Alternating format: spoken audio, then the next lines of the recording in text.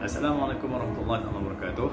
InsyaAllah hari ini saya akan kongsikan ringkasan daripada topik yang pertama, iaitu Islam Agama Persekutuan di Malaysia. Kita akan mulakan setiap topik kita ini dengan sepotong ayat Al-Quran. Jadi untuk topik ini saya telah pilih ayat daripada surah Al-Baqarah ayat yang ke-197.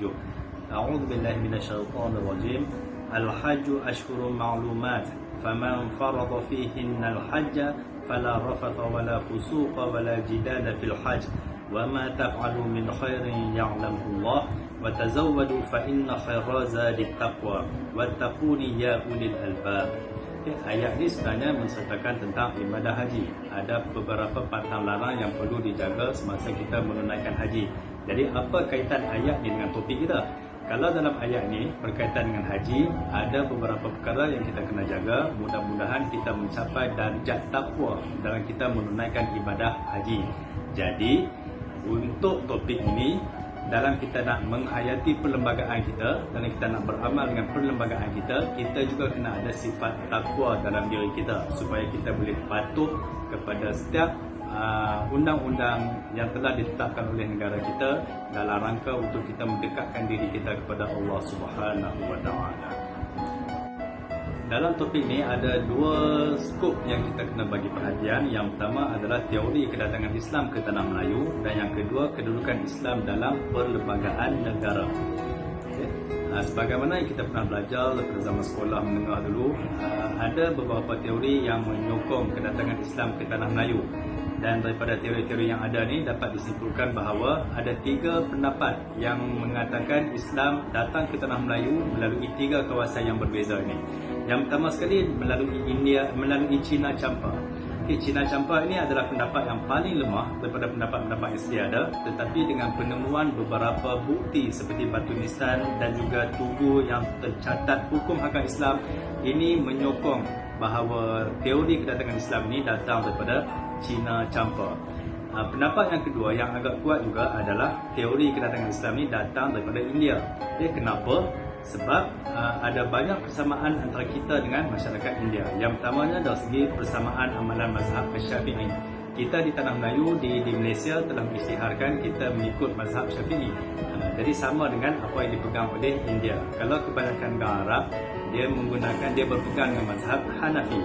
Yang kedua, ada banyak persamaan dari segi budaya antara orang kita dengan budaya yang ada dalam masyarakat India. Dari segi pakaian contohnya, baju Melayu kita, songkok kita, itu adalah pakaian-pakaian tradisi daripada India.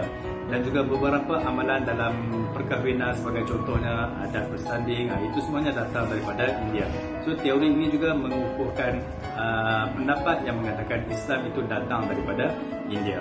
Dan yang paling kuat adalah teori yang mengatakan Islam, tanah Melayu ni dapat Islam secara direct daripada orang-orang Arab, daripada pendakwa-pendakwa Arab. Antara bukti-bukti yang menyokong pendapat ini adalah yang pertama sekali penggunaan tulisan Jawi yang sama, mirip dia macam Al-Quran. Jadi agama lain tak ada, bangsa lain tak ada. Tapi bagi kita orang Melayu ni, kita ada tulisan Jawi yang bunyi dia, huruf dia sama macam Al-Quran. Jadi itu antara bukti yang menyokong bahawa, yang menguatkan lagi teori yang mengatakan Islam datang ke tanah Melayu daripada orang-orang Arab. Pengislaman Raja-Raja Melayu oleh pendakwa Timur Tengah. Dalam sejarah pun ada banyak menceritakan bahawa Raja-Raja Melayu di tanah Melayu ni, mereka terima Islam ni direct daripada orang-orang Arab, daripada pendakwa-pendakwa di Timur Tengah. Dan juga pengaruh perkataan bahasa Arab dalam bahasa Melayu. Dalam bahasa Melayu ni kita ada banyak perkataan-perkataan yang kita ambil daripada bahasa Arab. Sebagai contoh, kerusi, hakim, arnab, itu antara beberapa perkataan, dan banyak lagi perkataan-perkataan dalam bahasa Melayu ni diambil daripada perkataan bahasa Arab. Dan orang Melayu ni juga, dia dari segi bacaan Al-Quran dia tu, lahjah dia lebih tepat dengan lebih hampir dengan bunyi cara orang Arab baca. So ini antara beberapa teori yang menyokong tentang kedatangan Islam ke tanah Melayu. Yang paling kuat datang daripada tanah Arab, yang kedua daripada India, dan teori yang paling lemah datang daripada Cina Champa. Seterusnya kita nak tengok tentang kedudukan agama Islam dalam perlembagaan negara. Sebagaimana yang kita ketahui, agama Islam telah pun diiktiraf sebagai agama rasmi dalam perlembagaan negara kita. Jadi ada beberapa peruntukan dalam perlembagaan negara ini memang dia memberi perhatian kepada agama Islam. Antaranya perkara 3 yang menyatakan bahawa Islam adalah agama persekutuan dan kebebasan beragama. Maksudnya bagi setiap agama yang berada di negara kita ni, mereka bebas untuk beramal dengan agama masing-masing. Okay. Perkara 3 juga menegaskan tentang raja sebagai ketua agama. Manakala agung adalah ketua agama bagi negeri-negeri yang tidak ada sultan. Okay. Itu perkara 3. Perkara 8 pula menekankan tentang hak mendapat perlindungan sama rata di sisi undang-undang. Okay, walaupun kita ini sebagai sebuah negara Islam, tapi dia tidak ada diskriminasi dari segi jantina, kaum, latar belakang agama dan sebagainya. Setiap orang berhak mendapat hak masing-masing. Okay, dalam perkara 11 pula menyatakan bahawa setiap agama berhak menguruskan hal ehwal agama masing-masing. Okay, jadi kita tidak mengenepikan hak orang-orang yang beragama Hindu, yang beragama Buddha dalam negara kita. Masing-masing boleh beramal dengan agama masing-masing, masing-masing boleh menguruskan hal ehwal agama masing-masing, masing-masing boleh merancangkan segala aktiviti untuk agama masing-masing. Yang penting keharmonian dan juga sensitiviti antara satu sama lain perlu dijaga. Perkara 12 pula menekankan tentang tidak ada paksaan untuk menyertai upacara agama lain. Okay. Dan bagi ibu bapa pula, mereka berhak menentukan agama anak mereka yang berumur kurang daripada 18 tahun. Ini antara beberapa perkara dalam perlembagaan kita yang menyentuh tentang kedudukan agama Islam. So kat sini kita nampak bahawa agama Islam sememangnya diberi perhatian, okay? Memang diberi kedudukan yang tinggi dalam perlembagaan kita. Isu yang terakhir yang kita nak bincangkan dalam topik ini adalah adakah Malaysia ni sebagai sebuah negara Islam ataupun negara sekular. Okay, banyak kita dengar orang berdebat tentang kedudukan Malaysia ni, adakah Malaysia sebagai sebuah negara Islam ataupun sekular. Negara Islam ni dia ada ciri-ciri dia, negara sekular pun dia ada ciri-ciri dia. Okay, secara umumnya negara Islam, antara takrif yang paling kuat tentang negara Islam ni adalah negara yang melaksanakan hukum hakam Islam tu secara keseluruhannya. Ya, kat sini kalau takrif ni kita nampak ada kekurangan pada negara kita. Okey. Tapi ada juga takrif lain yang mengatakan bahawa negara Islam ni adalah negara yang diperintahkan dan dipimpin oleh kaum muslimin. So berdasarkan takrif ni, ciri-ciri itu ada pada negara kita. Okey. Manakala negara sekular pula, dia tidak ada negara rasmi. Sedangkan kita ada negara rasmi, memang masuk dalam perlembagaan kita. Okay? Islam adalah agama rasmi bagi negara Malaysia. Dia ada peruntukan untuk aktiviti-aktiviti agama.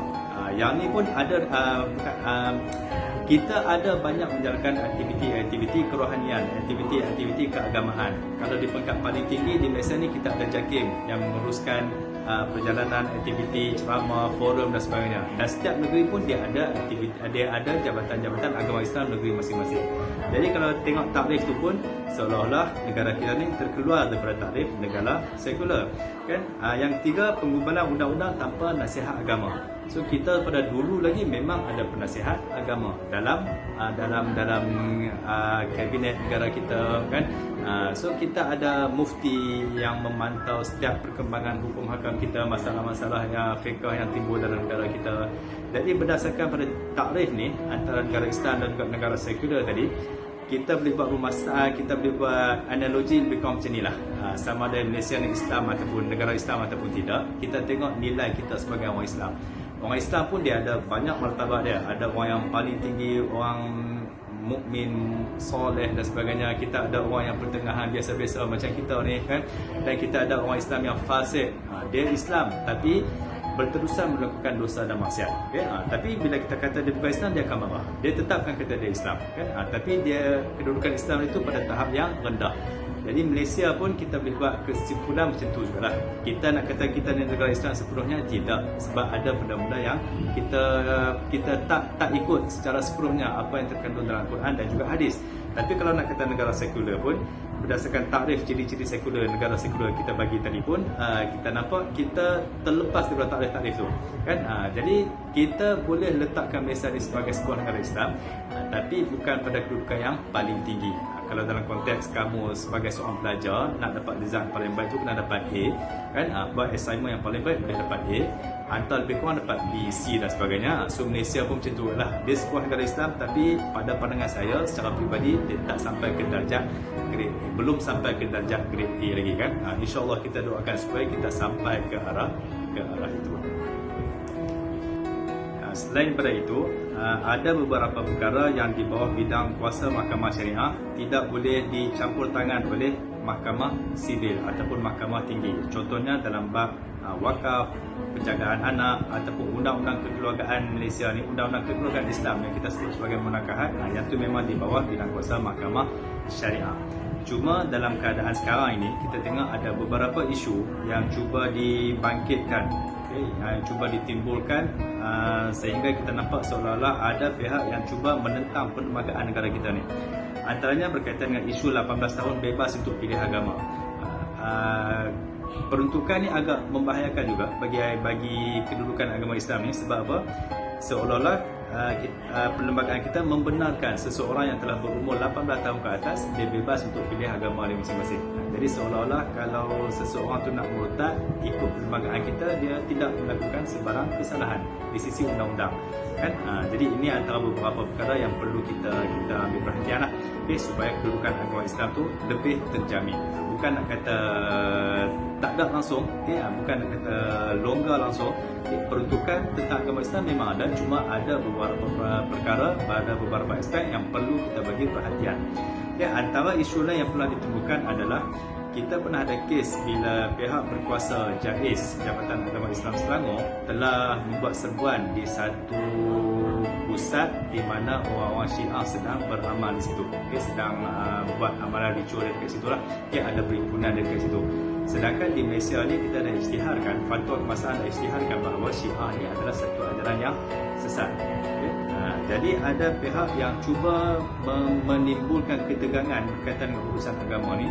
Mereka mendakwa bahawa kenapa kita perlu ambil tindakan tentang terhadap orang-orang Syiah, golongan Syiah. Sedangkan disebut dalam perlembagaan kita adalah Islam itu adalah sebagai sebuah agama rasmi.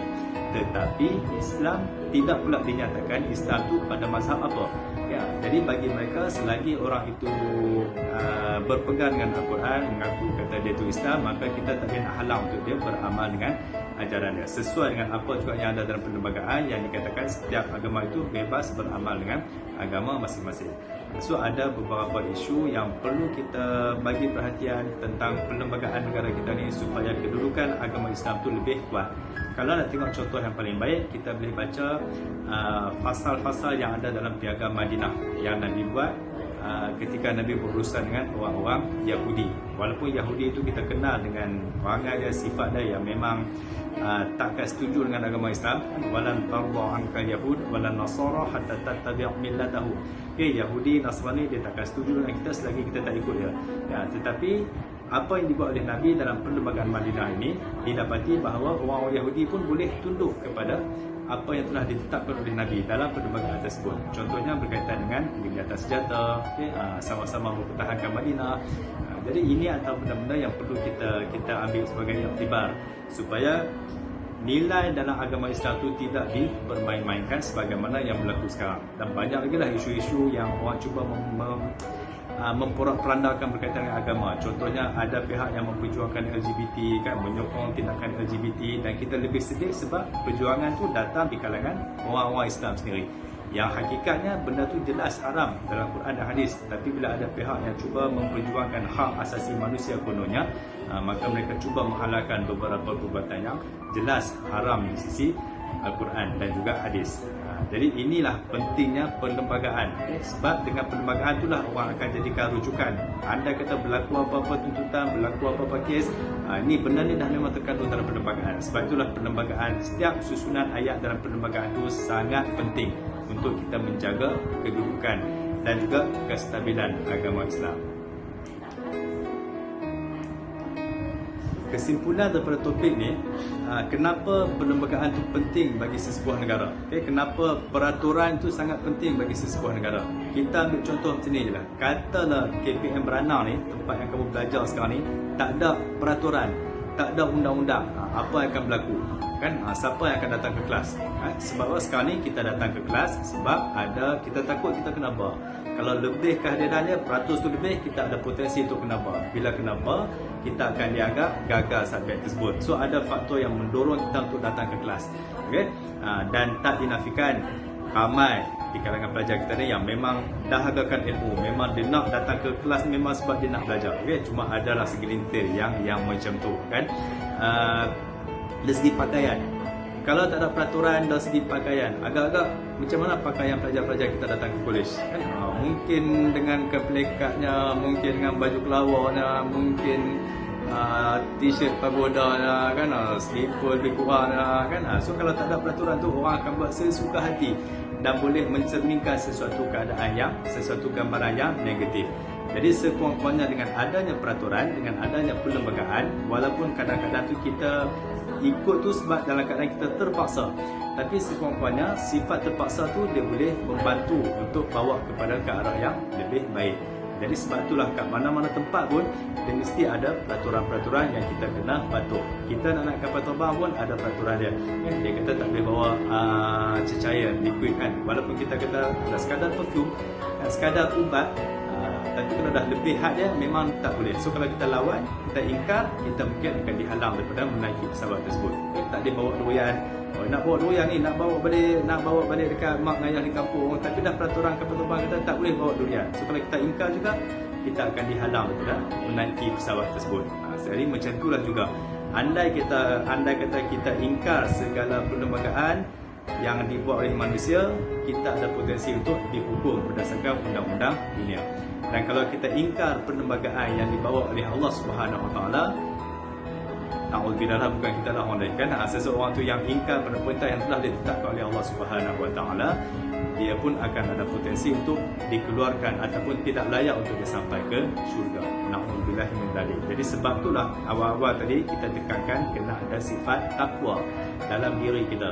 Okay, so bila kita ikut perlembagaan yang walaupun dibuat oleh manusia, dengan sifat takwa yang ada dalam diri kita, kita yakin benda ni dibuat untuk kebaikan.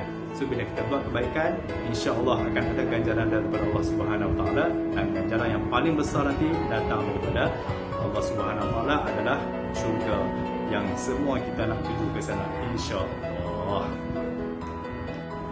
Jadi itulah sebahagian ataupun ringkasan daripada topik yang pertama ini, Islam Agama Persekutuan di Malaysia. Untuk maklumat lebih lanjut, kamu boleh rujuk modul dan juga perbincangan kita. Kita boleh berbincang, kita boleh tanya, kita boleh bersoal jawab dalam kelas, dalam talian kita, insya-Allah. Okay? Dan kita akhiri kelas kita ini dengan doa. Bismillahirrahmanirrahim.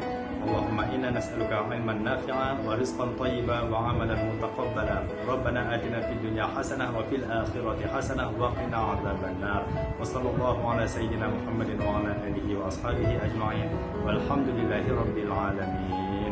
Assalamualaikum warahmatullahi wabarakatuh.